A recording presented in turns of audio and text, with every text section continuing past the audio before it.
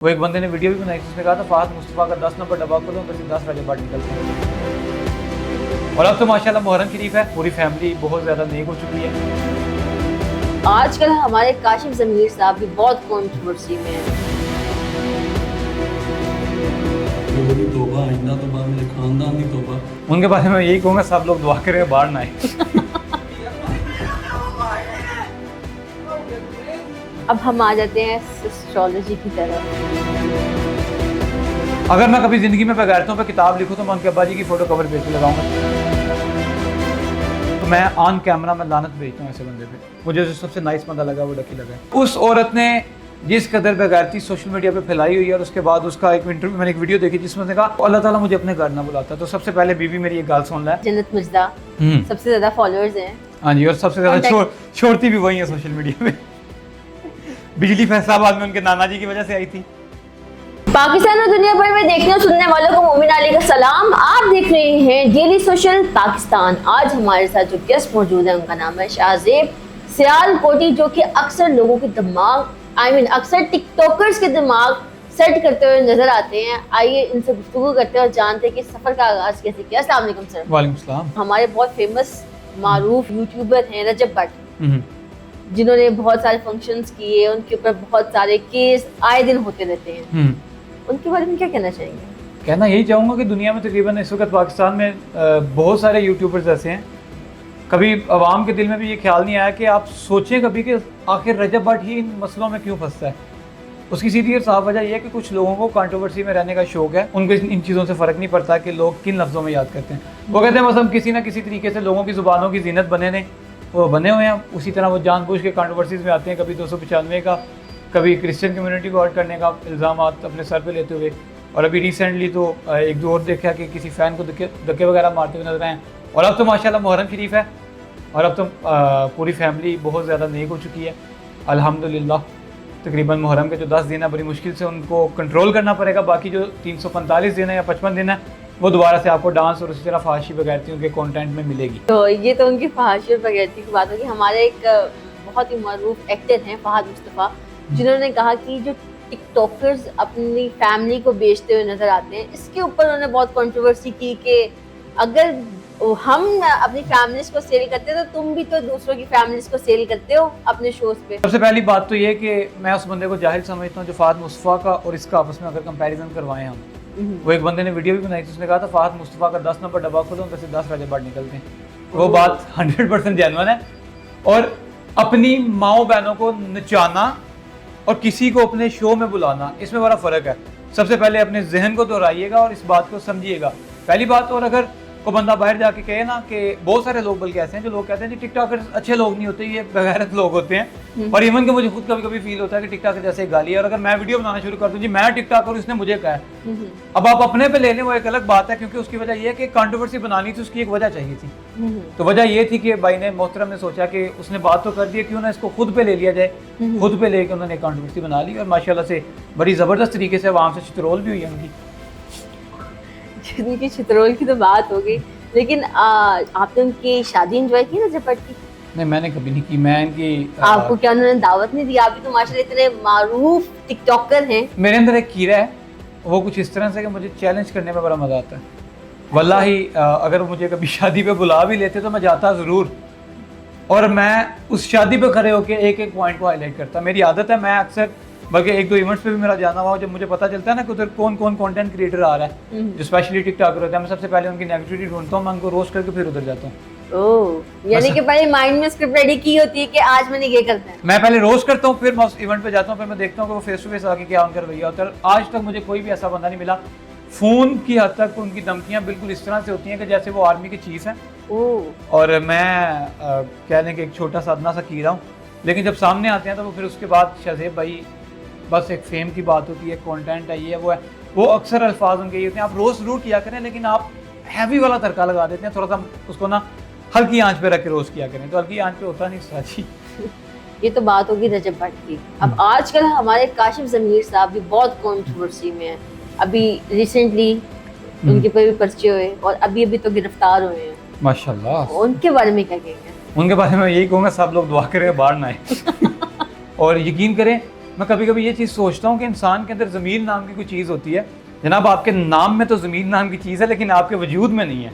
तो सबसे पहले वो जगाएं, क्योंकि बहुत सारे मामला ऐसे होते हैं, अगर आप इस तरह से बाहर हाथों में टैटू करवा के संगले डाल के अगर आपको लगता है कि आप कूल लगते हैं तो यकीन करें, खुदा की कसम उठा के कहना, जिसको आप कूल लगते हैं उससे बड़ा छपरी पूरी दुनिया में कोई नहीं है।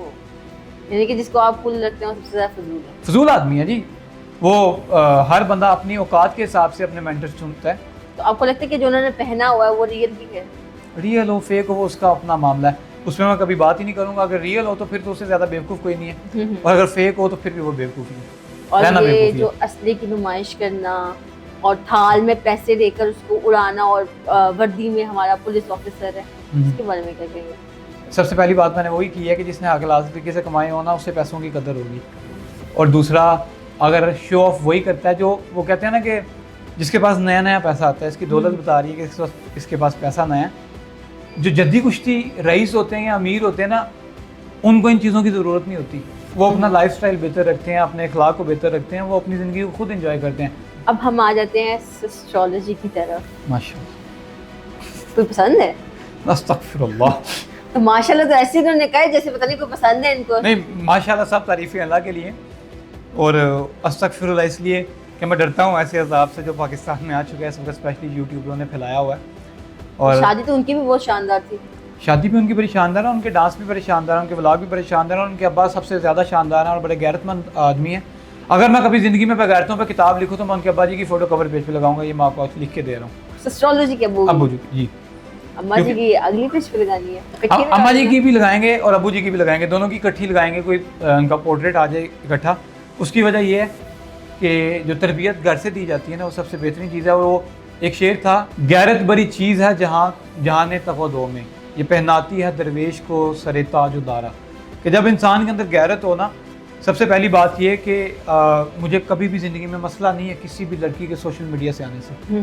जिस वे से वो आ रही हैं उस वे से मसला है कि अगर घर में वो एक जवान बेटी हैं, वो अपने अब्बा जी से सवाल किस तरह से कर रही हैं कि हम रात को लेट नाइट कर रहे हैं, आपको मसला नहीं? वो कह रहे हैं जी नहीं। बॉयफ्रेंड बना लें, आपको मसला नहीं है? वो कह रहे हैं जी नहीं। अगर इस तरह के सवाल और जो शर्म का जो पर्दा था वो बाप और बेटी के दरमियान जो चीज़ें होती हैं, अगर उसकी धज्जियाँ उड़ा दी जाए ना, तो मैं ऑन कैमरा में लानत भेजता हूँ ऐसे बंदे पे। और अल्हम्दुलिल्लाह एक चीज़ मेरी माइंड में रखिएगा, ज़िंदगी में खौफ रखा एक अपने प्यो का, एक अल्लाह की ज़ात दा, और किसी का नहीं। ये बताएं डक्की भाई का क्या ख्याल है? यार डक्की, टू बी ऑनेस्ट, मैंने सोशल मीडिया पे जब एक ट्रेंड चलाना था खत्म नबूवत का, मुझे जो सबसे नाइस बंदा लगा वो डक्की लगा। मुझे उसके जो कंटेंट से मुझे मसला है फैमिली व्लॉगिंग से, लेकिन जो इंसान की तारीफ है वो भी करनी चाहिए। मैंने सोशल मीडिया पे जब मैंने खत्म नबूवत का ट्रेंड चलाना था, मैंने तकरीबन हर यूट्यूबर और हर कंटेंट क्रिएटर से कांटेक्ट किया था और मैंने बम्पर ऑफर ये दी थी, जो बंदा मेरा इस मामले में साथ देगा ना, शाज़ेब सियालकोटी ज़िंदगी में उसको कभी रोस्ट नहीं करेगा। और अगर उसे कोई बंदा रोस्ट करे, उसको रोस्ट करने में जो सफ़े अव्वल में बंदा होगा मैं खुद दूंगा। मुझे किसी बंदे ने जवाब नहीं था दिया, लेकिन डक्की भाई ने इस बात पे हामी भरी थी और उसने खत्म नबूवत के लिए वीडियो भी बनाई थी। डक्की के खिलाफ कभी कोई बात नहीं करोगे?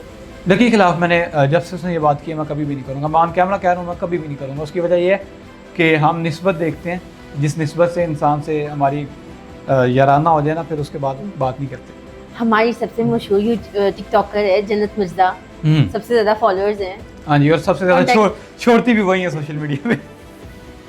बिजली फैसलाबाद में उनके नाना जी की वजह से आई थी, वरना लोग यकीन करो पक्कियाँ चाचा के मार जाना थी। यार इतने कॉन्फिडेंस से मतलब ऑन कैमरा छोड़ कैसे लेते हैं, मुझे समझ नहीं लग रही। मैं भी उनके कहना तू जा दूँगा थोड़ा पड़ा दही लेन गया, मतलब खुद गहरत से कोई ताल्लुक नहीं है। और माशाल्लाह से उनकी स्टोरीज लग रही होती हैं, SSP ऑफिस, पापा का ऑफिस, ये मेरे पापा का ऑफिस है, जो मुझे रोस्ट करेगा मैं उसके खिलाफ लीगल एक्शन लूँगी। कभी उनकी तरफ से लीगल एक्शन आया भी है? लीगल एक्शन मुझे बहुत से लोगों की तरफ से आए हैं। आजकल तो लीगल एक्शन हम ही खेल रहे हैं, बस दुआ करें 10-12 और आ जाए, एक फाइल बन जाएगी, पतीसा दिखाइए ना बेच के।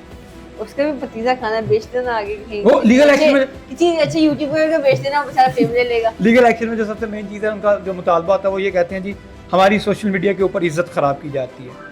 मेरी उन सब लोगों से गुजारिश है, खुदा दा वास्ता एक दफ़ा कमेंट सेक्शन खोल के देख लिया करो, किसी बाहर के बंदे को उठाना, न्यूट्रल बंदे को उसको उठाना, उसको कहना भाई एक दफ़ा ये कमेंट पढ़ने के बाद बताना हमारी कोई इज्जत है। कोई इज्जत नहीं, तुम्हारी इज्जत की तजलील उसकी होती है जिसकी कोई इज्जत हो, जिसकी इज्जत नहीं है उसकी इज्जत की तजलील और ना तजलील करने में कोई फ़र्क नहीं है। वो माशाल्लाह लोग कमेंट सेक्शन में कर रहे होते हैं। माशाल्लाह। ये अपनी वो क्या प्यारी सी बात, क्या नाम था उसका, Minahil Malik. If Thinda Teeth had a face, same like Minahil Malik. और यकीन करें मतलब इस कदर घटिया लोग, मतलब इस तरह की घटिया टिकटॉकर मैंने ज़िंदगी में कभी नहीं देखी। सबसे पहली बात तो ये कि अगर किसी बंदे का कोई भी मामला आता है ऐसा बाहर, जो उनकी पर्सनल वीडियोज़ या कोई भी इस तरह का मामला बाहर निकलता है, अगर कोई बंदा उस पर तौबा कर लेना, बड़ी अच्छी बात है। हमारे पाकिस्तान में जिसकी कोई वीडियो लीक होती है वो सबसे पहले जाता है भाईजान उम्रा करने। अच्छा। उम्रा करके आगे फिर वो प्रॉपर मुजरा करते हैं। ओह। और वैसे भी नबी पाक सल्लल्लाहु अलैहि वसल्लम की एक हदीस मुबारक है कि जब कोई इंसान किसी बुराई के काम से तौबा कर लेता है ना, मज़मून मफ़हूम बता रहा हूँ, अल्लाह ताला कमी में माफ़ करे, जब किसी बुराई के काम से तौबा कर लेते हैं ना, उसको आप कभी भी ये फील मत करवाएं कि तो पास्ट में बड़ा घटिया किस्म का आदमी था। लेकिन ये लोग एक वक्त में तौबा करते हैं, रात को तौबा करते हैं, सुबह फिर उन्हीं कामों में दोबारा लग जाते हैं। और उस औरत ने जिस कदर बेगैरती सोशल मीडिया पे फैलाई हुई है, और उसके बाद उसका एक इंटरव्यू, मैंने एक वीडियो देखी जिसमें उसने कहा अगर मैं इतनी अच्छी हूँ तो अल्लाह ताला मुझे अपने घर ना बुलाता। तो सबसे पहले बीबी मेरी एक गाल सुन ला है, कातिल भी जिसका कत्ल हुआ ना, उसने भी ज़िंदगी में कभी उम्रा किया होगा, जो मकतूल है। उसके अलावा कातिल भी जाता है, जालिम भी जाता है, मजलूम भी जाता है, और बहुत से लोग ऐसे जो उम्रा करने जाते हैं। और इसका मतलब ये नहीं कि जो लोग उम्रा करने चले गए हैं वो भाईजान बहुत नेक ने, हर किस्म के बंदे जाते हैं। और आप बल्कि बहुत से लोग अगर अपना माइंड दोहराएंगे तो बहुत सारे आपके फ्रेंड सर्कल में ऐसे लोग निकलेंगे जिनका काम शराबें पीना है और वो उम्रे पे जा रहे हैं। अल्लाह जिसे अपने घर बुलाता है, इसका मतलब ये हरगिज़ नहीं है कि भाईजान तुम बहुत नेक लोग हो। और ये तो जो पॉइंट था, इस पॉइंट में सबसे पहले आपके लान भेजता हूँ कि आपका ये पॉइंट बनता ही नहीं। और अगर अल्लाह ने आपको अपने घर बुला के आपकी इज़्ज़त रखी, आप कह रही हैं कि जो अल्लाह ताला जिसको अपने घर बुलाता है अल्लाह ताला उसको इज़्ज़त से नवाजता है। अगर अल्लाह ने आपको इज़्ज़त से नवाजा तो आपने अल्लाह ताला को क्या सिला दिया? आपने तौबा की उन कामों से, आपने सोचा कि मैं अब प्रॉपर कोई अच्छा काम करना शुरू कर दूँ? नहीं जी, आपने कोई सिला नहीं दिया। तो फिर इस जो बेबुनियाद बातें हैं इनका भी कोई मकसद बनता नहीं। वो आपकी याद है आपको, मामा देखिए कौन आया है? हाँ जी, उनकी हुसैनू आए हैं। उनकी भी रिसेंटली शादी हुई। उनकी मैंने एक वीडियो देखी थी बिफोर द यूट्यूब। माशाल्लाह माँ बेटी दोनों हिजाब में थी, और अब अल्हम्दुलिल्लाह उनकी जो वालदा मोहतरमा हैं बड़ी अच्छी तरबियत कर रही हैं अपनी बेटी की। उसको हिजाब से मना करती हैं, वो कहती हैं बेटा आप हिजाब ना पहनो, क्योंकि अगर आपने हिजाब पहन लिया तो लोग देखेंगे क्या। सी टू बी ऑनेस्ट कि ये लोग घर की औरतों को सेल करते हैं, और इनको जो सोशल मीडिया पे नाम देना चाहिए वो देना चाहिए औरत फरोश, फैमिली फरोश। ये वो लोग हैं। और बाकी माशाल्लाह उनकी आजकल में शादी भी थी, मैंने शायद सुना था, एक दो वीडियोस मैंने देखी थी। हाँ, फुल छपरी मोल चल रहा है। वो कह रहे थे हम बानी का रिकॉर्ड तोड़ेंगे। भाईजान आप बेगैरती में तोड़ सकते हैं, पैसे वाला तो वास्ते काम नहीं। नाज़रीन गिरामी, कबल आपसे गुजारिश है कि हमारे चैनल को सब्सक्राइब कर लें